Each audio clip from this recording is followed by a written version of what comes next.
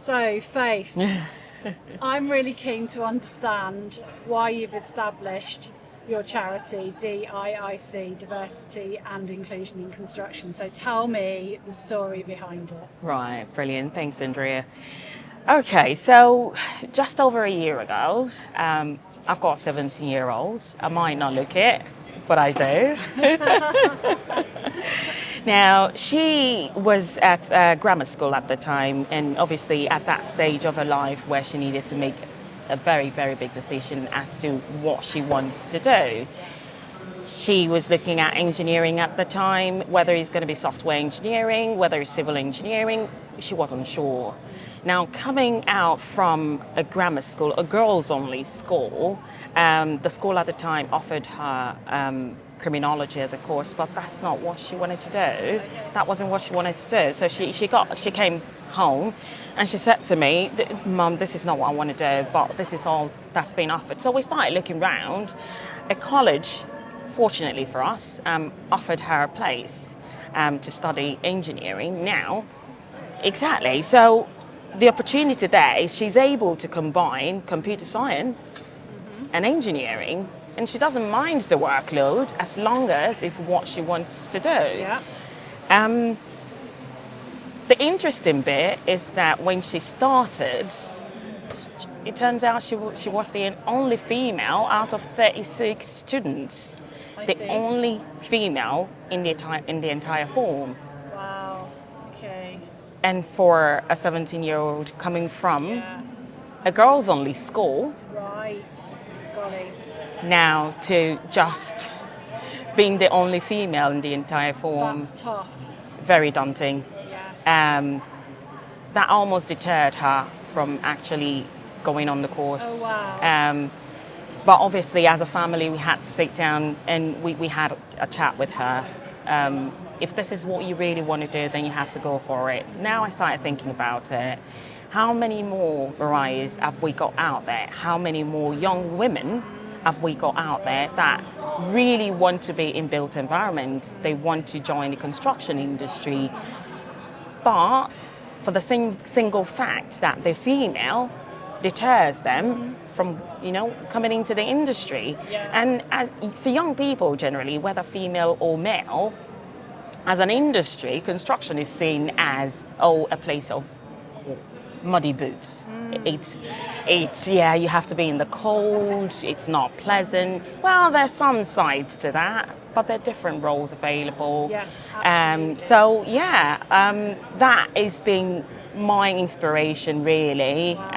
Into setting the DIIC, Diversity and Inclusion in Construction, putting that together, covering all of the minority groups, whether being a woman, a young person, a person with disability, it doesn't matter. There needs to be room for everyone to thrive in construction, in built environment, in civil engineering, or in engineering generally. It doesn't matter whatever it is you want to do, there should be room for everyone.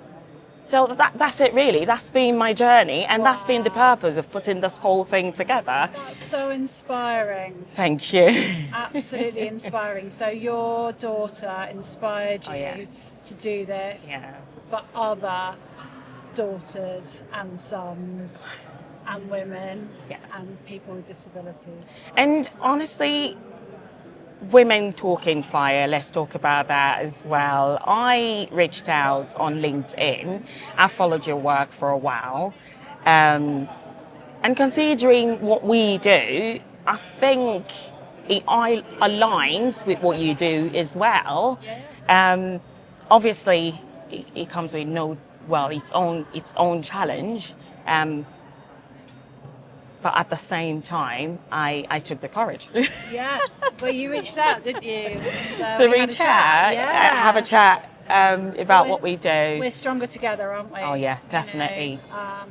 You halve the work if Yeah. you find someone else to do it with. So, Exactly. And we do need more of these. I said something earlier, men have that common language, whether it's football, rugby, tennis, whatever it is, they've got a common language. If networking, working together as women is what we can do to support each other, to push each other, to encourage each other, then that's what we need to do. And that's what Women Talking Fire does. So it brings women in the industry together. We're about 10 to 12, maybe 15% of the industry, and otherwise we wouldn't know each other. Yeah, exactly. So we provide a forum where we can come together, we can learn together, we can support each other, and also we can increase the visibility of women, because although we're a minority, we're actually less visible than perhaps we might be. So we're even more of a minority. Yeah. So we've got very similar ideals in what we're trying to achieve. Exactly. Aren't we? It's about helping and supporting and bringing people in. Yeah, lovely. And the conversation needs to be heard as well. We need to take all of this to the decision maker, the ones that can really make that change. It's one thing for us to put all of this out there, but it's for decision makers to then take that away and use that as a tool to make an impact. Yeah, and actually there's a real opportunity there, and I do wonder whether the decision makers appreciate what an opportunity there is there with relatively little adjustment to what they're doing. I mean, that's certainly my take, is that there's a lot to be gained and very little that needs to change in order to get those benefits. And the benefits, in my view, are huge. There's so much potential there that isn't yet tapped, just for a few little extra adjustments. Definitely. I think there's a huge opportunity, and I'd love decision makers to better understand that and then start actually doing something to benefit from that. Exactly. And I think it would also help SMEs, to thrive, whichever industry. It's really important. Great. Well, it's been lovely talking to you, Faye. Thank you. Thank you for what you do for the industry, and carry on doing such great work. Great story and great work. Thank you.